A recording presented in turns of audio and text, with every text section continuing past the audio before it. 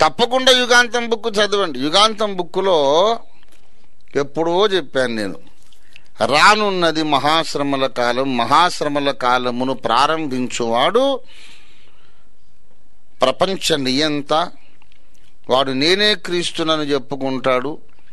Military ఫోర్స్తో వాడు మొత్తం ప్రపంచమంతటిని వాడు తన గుప్పిట్లో పెట్టుకొని వాడు 7 ఏళ్ళు పరిపాలిద్దాం అనుకుంటాడు. కానీ దేవుడు వాడికి ఇచ్చింది అందులో సగభాగమే, 42 నెలలు మాత్రమే వాడు పరిపాలిస్తాడు. వాడు 42 నెలలు వాడు పరిపాలించినంతసేపు క్రీస్తు సంఘముతో యుద్ధం చేస్తూ ఉంటాడు. యుద్ధం అనగా ఆధ్యాత్మిక యుద్ధం. మన విశ్వాసములో నుండి మనల్ని భ్రష్టులుగా చేసి పడద్రోసే పోరాటంలో ఉంటాడు వాడు. నేనే దేవుడను, నన్ను ఆరాధించండి, లేకపోతే మీకు తిండి గింజలు దొరకనివ్వను, ఉద్యోగాల నుంచి తీసేస్తాను, మిమ్మల్ని చెరసాలలో వేస్తాను, హింసిస్తాను, చంపుతాను అని బెదిరిస్తూ బాధ పెడుతూ ఉంటాడు. చాలా మందిని చంపుతాడు కూడా. ప్రపంచ చరిత్రలో ఎవరు ఎన్నడూ కని విని ఎరుగని అద్భుత కార్యాలు కూడా వాడు చేస్తాడు. వాడికి ఒక అసిస్టెంట్ ఉంటాడు, అబద్ధ ప్రవక్త. ఆ అసిస్టెంట్ అబద్ధ ప్రవక్త ఏమో యూదుడై ఉంటాడు, వీడేమో సిరియా దేశస్థుడై ఉంటాడు, అరబ్ అయి ఉంటాడు.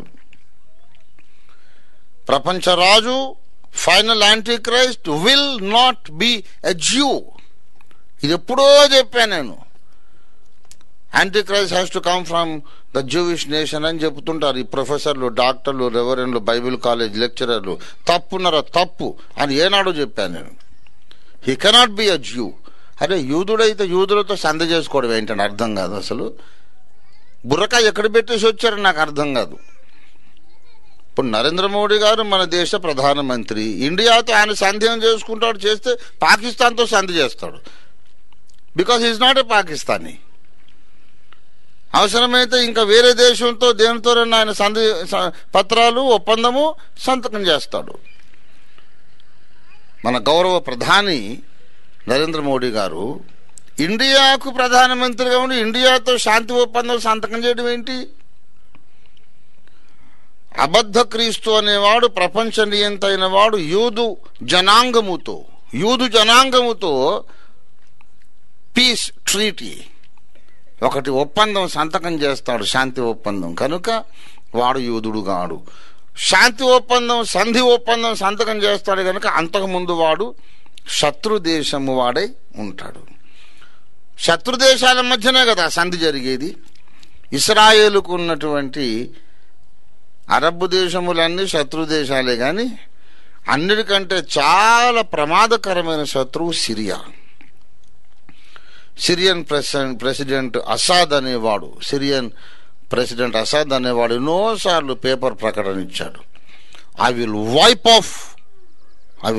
Of the nation of Israel from the face of earth, from under the sky. I will see a world map in which there is no nation of Israel. Israel అనే దేశము లేని ప్రపంచ పటము నేను create చేస్తాను. ఆకాశము కింద భూమి మీద ఇజ్రాయేల్ అనే దేశం లేకుండా రబ్బరు పెట్టి పెన్సిల్ గీతలు తుడిచేసినట్టు తుడిచేస్తా.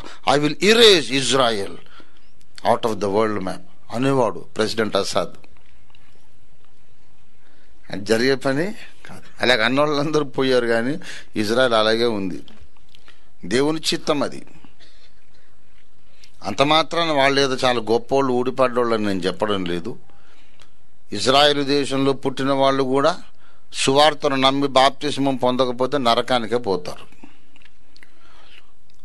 వాళ్ళకు కూడా సువార్త చెప్పాల్సిన అవసరం ఉంది, లేకపోతే వాడు పోయేది నరకానికే. సువార్త నమ్మి బాప్తిస్మం పొందకుండా ఈ తరంలో పుట్టిన యూదులు పరలోక ద్వారం దగ్గరికి వెళ్ళి, అబ్రాహ్మ మా తాతే రాని లోపలికి అంటే గెట్అవుట్ అంటాడు. ఎవరు నువ్వు? అబ్రాహ్మ మీ తాత ఏంటి? అసలు ఎవరు? వెళ్ళిపోమంటాడు. రానివుడు. పరలోకంలో ప్రవేశించాలంటే గొర్రెలు పోవు ద్వారమును నేనే అన్నాడు యేసయ్య. దేవుని స్తోత్రం కలుగును గాక. సరే, అలా ప్రక్కన పెట్టేసి ఇంతకు ఇస్రాయేలుకు ఉన్నటువంటి శత్రువులందరిలోనూ చాలా ప్రమాదకరమైన విషంగక్కే శత్రువు ఎవరంటే సిరియా. కాబట్టి సిరియా ఇజ్రాయెల్తో సంధి చేసుకుంటుంది. సిరియా రాజే రాబోతున్న అబద్ధ క్రీస్తు. దీనికి కారణాలు కూడా చెప్పాను. అతడు ఉత్తర దేశపు రాజు అని దానియేలు చెప్పాడు. ప్రపంచ పటం చూడండి. Syria is directly north of Israel. ఇజ్రాయెల్కు సరిగ్గా నెత్తి మీద ఉత్తరాన ఉంటుంది సిరియా. కనుక ఉత్తర దేశపు రాజు అని దానియేలు మొత్తం 8, 9, 10, 11 అధ్యాయాల్లో మొత్తం ఉత్తర దేశపు రాజుగా మనకు కనబడతాడు. అందుచేత ఇశ్రాయేలులో ఉన్నటువంటి అబద్ధ ప్రవక్త, ఇశ్రాయేలీయుడు అయినటువంటి అబద్ధ ప్రవక్త, ఒక అరబ్బు జాతి వాడైనటువంటి ప్రపంచ రాజు, వీళ్ళిద్దరూ కలిసి ఒక కొత్త ప్రపంచ మతమును స్థాపించి ప్రపంచ ప్రజలందరూ ఏ మతంలోకి రండి లేకపోతే చావండి అని బలవంతాన ప్రపంచ ప్రజలను భయభ్రాంతులను చేసి గడగడలాడించి చిత్రహింసలు పెట్టి శ్రమల పాలు చేస్తారు. అదే సమయములో అనేక మంది భక్తులు దానియేలు లాగా, షద్రకు మేషాకు అబేద్నెగోలాగా తమ విశ్వాసమును కాపాడుకుంటారు. దేవునికి స్తోత్రం కలుగునుగాక. హల్లెలూయా. దేవుని చిత్తములో ఉన్న వాళ్లను, దేవుని చిత్తం అలాగ ఉన్న ఎడల కొంతమందిని ఆయన ఆ శ్రమల మధ్యలో కూడా చావకుండా కాపాడుతాడు, సాక్షులుగా వాడుకుంటాడు.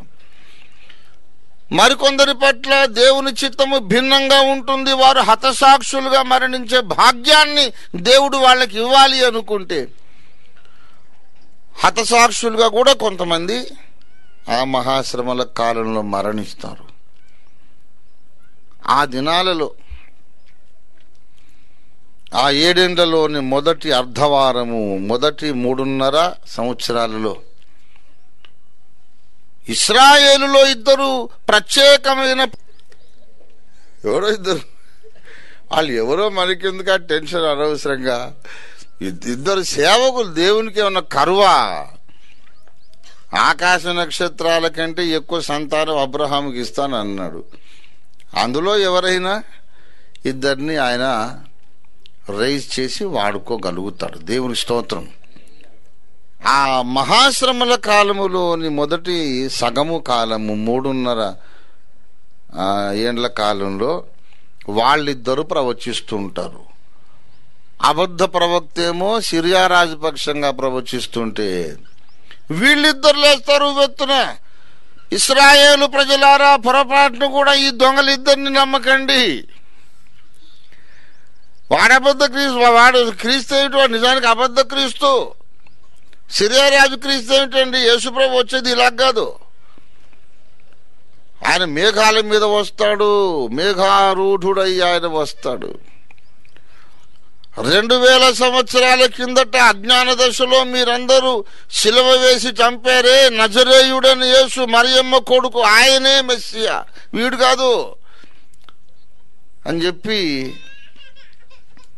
సత్య సువార్త ప్రకటిస్తారు ఇద్దరు సాక్షులు. ఇంతకు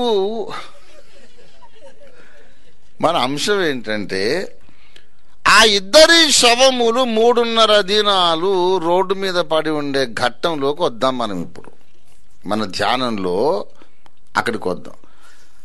ఆ మహాపట్టణపు సంత వీధిలో ఆ ప్రవక్తలిద్దరి శవములు పడి ఉండగా ఆ పట్టణానికి పేరు ఏమిటంటే సొదొమ అని పేరు. ఆ పట్టణానికి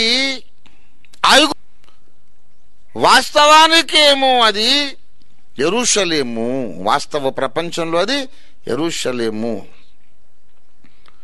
కానీ పేర్లు మాత్రం 2 ఉన్నాయి. ఐగుప్తు అనే పేరుంది, సొదొమ అనే పేరుంది. ఎందుకయ్యా అంటే అక్కడ ఒక మాట చెప్పాడు, ఉపమాన రూపముగా అక్కడ ఉన్నదొకటి, ఇచ్చిన పేరు ఒకటి. అసలు మనిషి ఏమో, అసలు ఉన్న పట్టణమేమో యెరూషలేము, దానికి పేరేమో ఐగుప్తు మరియు సొదొమ. ఈ పేర్లను బట్టి ఆ పేరు కలిగిన పట్టణాలకున్న క్యారెక్టర్ మొత్తం తీసుకొచ్చి యెరూషలేముకు అద్దితే అంచె దినాల్లో యెరూషలేము ఎలా ఉండబోతుందో దేవుడు ప్రవచనం చెప్పాడు. ఇవాళ చెబుతున్నా, there is an authentic information that Jewish money, the money of Jews, is behind running the pornographic industry. బూతు సాహిత్యము, అపవిత్ర అశ్లీల సాహిత్యము, దృశ్యాలు చేస్తున్నట్టు pornographic videos and films and literature వెనుక ఇస్రాయేల్ దేశము యొక్క ఐశ్వర్యం వాడబడుతుంది. మీరు కొట్టి చూడండి, ఏం చేస్తారో నాకు అర్థం కాదు. ఇంత భయంకరమైన బిజియెస్ట్ మనిషిని ప్రతి సబ్జెక్టులో దూరుతాను నేను. Who Israel involved in pornography. The tycoons, the main persons who run the industry are Jews. యూదుల వాళ్ళు, వాళ్ళ నేషనాలిటీ యూదుల వాళ్ళు. అందుకే చెప్పి అంచె దినములలో యేసు సిలువ వేయబడిన పట్టణము పేరు సొదొమ అన్నాడు. ఇంత చరిత్ర వచ్చేసింది ఆ ఒక్క ముక్క అన్నందుకు. వారి ప్రభువు సిలువ వేయబడ్డ పట్టణము యెరూషలేం, దానికి అంచె దినాల్లో పేరు సొదొమ అన్నాడు. సొదొమ క్యారెక్టర్ వచ్చి ఇక్కడ ఉంది. ఇప్పుడు ఇంకా చెడిపోతుంది. వారు సువార్తను అడ్డగిస్తారు గనక వాళ్ళు ఫరో రాజును పోలి నడుచుకుంటారు.